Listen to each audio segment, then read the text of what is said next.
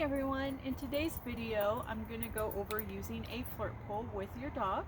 So I'm going to start off by giving some very important safety tips and then answer some questions that I often get about using this type of tool. So for safety, the first thing you want to do is make sure that you warm up your dog. So with this tool, our dogs are going to be running pretty quickly and changing directions very quickly. So in order to prevent pulled muscles or any injuries, we want to make sure that they're warmed up well before starting. So if your dog has just woken up from a nap, or if they've been pretty inactive and laying around, you definitely want to get them out, maybe take them on a quick walk, get them moving outside a little bit, get those muscles warmed up before you get started. Secondly, we want to keep this lure on the ground when we're using this tool. So I like to think of it as an animal running on the ground. The reason for that is when it goes up into the air, the dogs also tend to go up into the air while they're running or turning, and so that can create a fall or a pulled muscle and just injuries that way. So it's really, really important to make sure you keep this on the ground. It doesn't hurt to practice this if you're new to this tool on your own before you get your dog involved, just to make sure you have coordination and that you're comfortable with moving this tool around properly.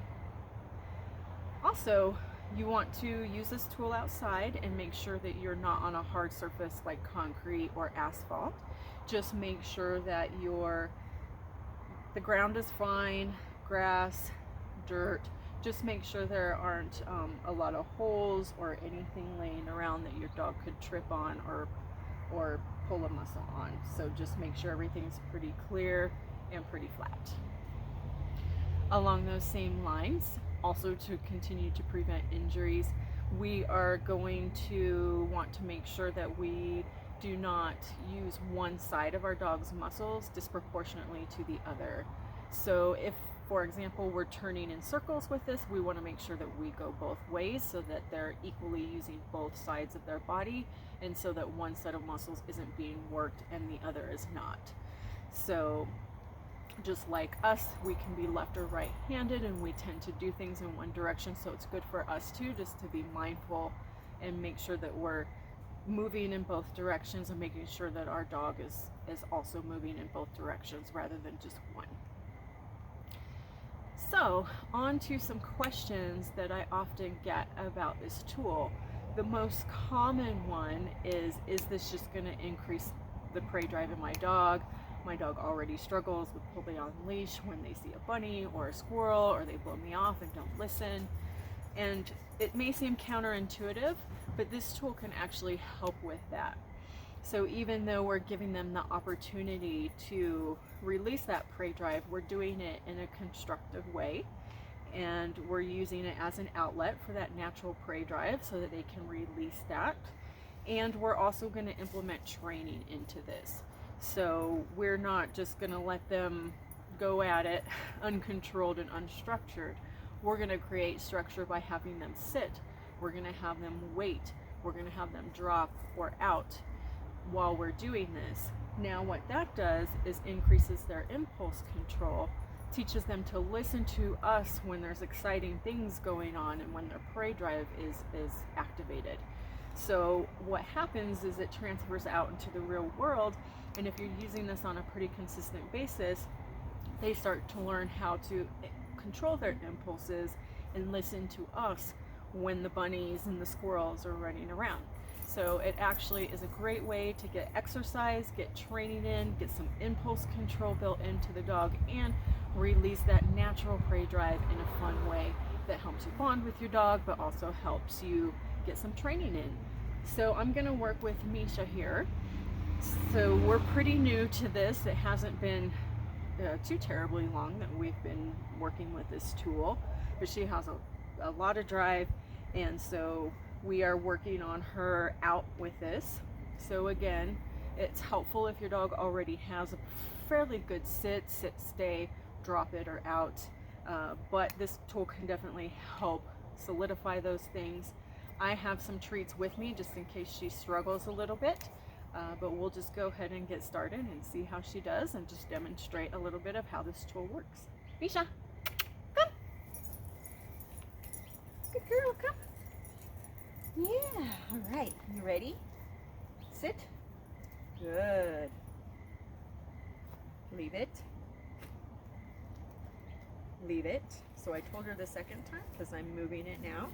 Another important thing that I forgot to mention is you don't want to play tug with this toy.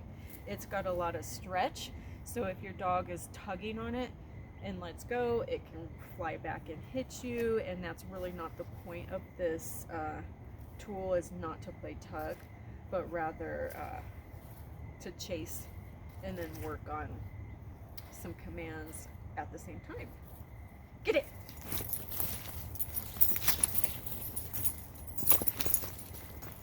Yeah, good girl. So part of this is you let them win. Kind of chew that up a little bit like she caught something. Misha, out.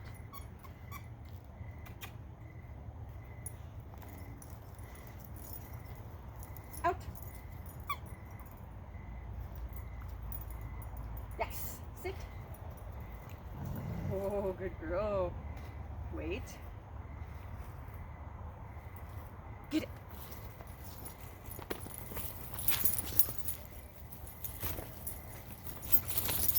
Oh, good girl. Did you get it? Did you get it? Did you get it? Good girl. So I'm going to let her chew it a little bit like she won and she caught something. Yeah. Misha, out. Good. Get it.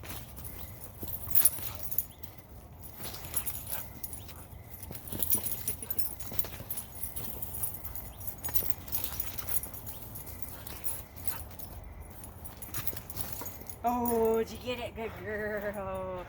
Good girl. Out. Misha, out. Yes. Good girl. Good girl. Misha, out.